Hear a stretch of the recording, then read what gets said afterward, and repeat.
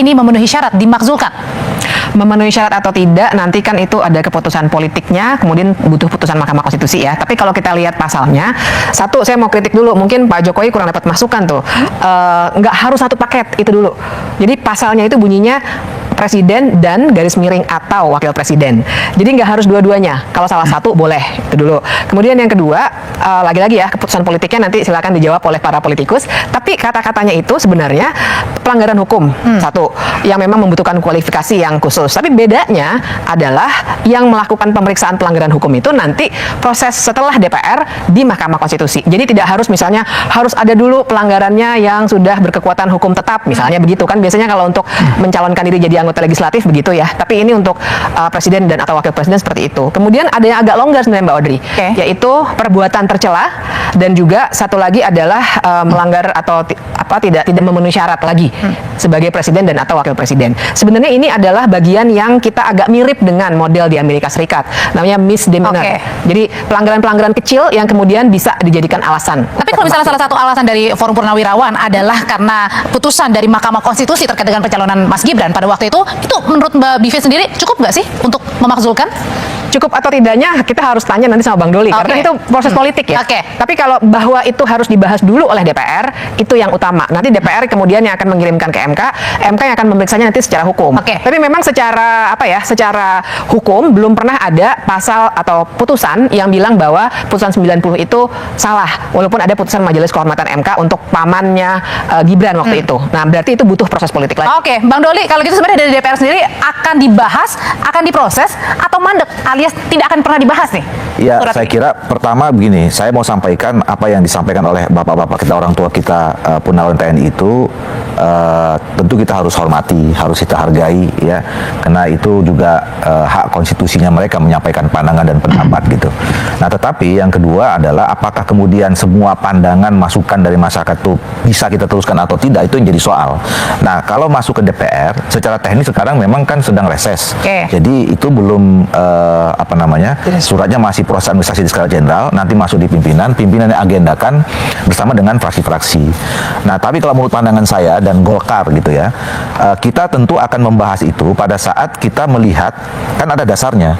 Dasarnya tadi pasal 7 A, B, C itu ya. Nah, kalau semuanya itu syarat tadi yang disebutkan tidak terpenuhi, ya kita tentu nanti kan gini, ke Mahkamah Konstitusi itu kan kita uji ya, apakah kesalahan-kesalahan itu menurut kita memang betul salah, itu kita uji lagi di Mahkamah Konstitusi.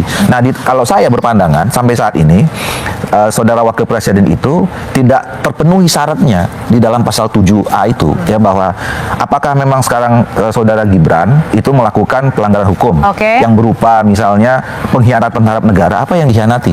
Korupsi. Kalau tadi soal polemik putusan MK misalnya. Nah, ini begini, itu kan putusan MK itu kan proses sebelum terjadinya Pilpres.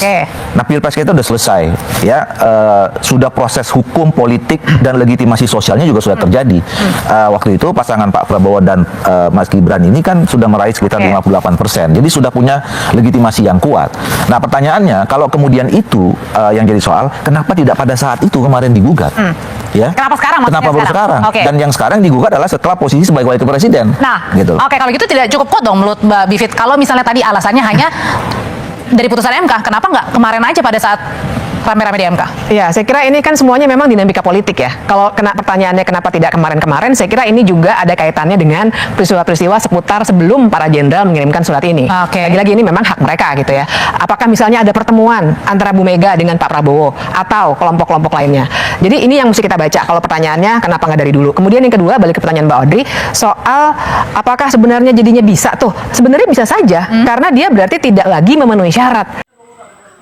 Nah, halo teman-teman semua, kembali lagi di channel saya. Nah, di sini saya coba membacakan komentar-komentar dari teman-teman semua mengenai cuplikan video dari atas. Nah, komentar pertama mengatakan, ganti Gibran, Jokowi wajib diadili. Jangan menunggu rakyat marah. Copot Gibran, tidak usah pakai lama.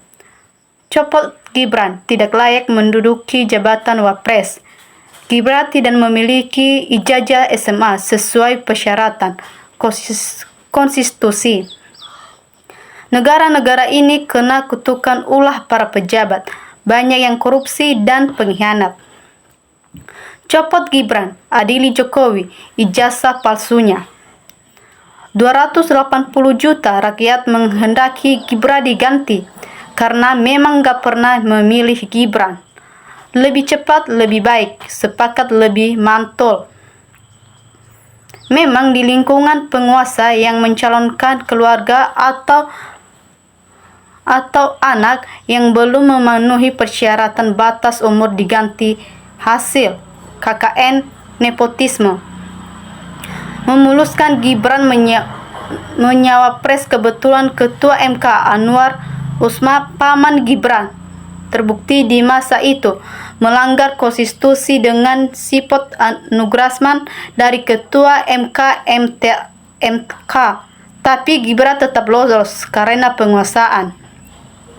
Lebih cepat lebih baik kalau ada yang lebih baik. Nggak usah proses pemakzulan kalau saya mundur sendiri. Malu di umum sudah rame tapi wapres diam saja. Nggak usah pakai lama, rakyat sudah muak. Segeralah dilemparkan dan dibuang. Biasa oknum anggota DPR jika ada masalah pada menghindar, tidak peka dengan masalah bangsa. Nantinya juga rakyat sudah marah, tidak mau memilih anggota DPR lagi, baru terasa. Indonesia bukan negara hukum, tapi negara preman yang dipimpin geng Solo. Cepat copot aja wapres Gibran. Lama amat dari awal udah nggak sah karena paman dan cawe-cawe orang tuanya. Gibran itu lebih pintar dari para menteri-menterinya. Lanjutkan biar ajur. Pemakzulan Gibran bisa saja dilakukan kalau ada niat. Ganti tuh Gibran. Ada yang bilang Gibran tidak tamat SMP, dia hanya sampai kelas 2 aja karena tersangkut kasus narkoba. Rakyat tidak menginginkan Gibran masih jadi wakil presiden. Lala ocehan koyo guat hell. Silakan copot kalau bisa. Saya yakin kalau Gibran nyapres, insya Allah Gibran menang. Bukan wapres, lebih tepatnya Gibran posisinya sebagai mandor NKRI yang tulalit abizil. Nyopot saja, bertele-tele dan bikin repot. Bangsa ini tidak akan pernah maju, semua harus kekuasaan. Prabowo dan Gibran presiden yang sah. Artis film Dirty Vote yang tidak laku kasanya pakai kose klevit film gak laku omong banyak fit. Apa betul komentar?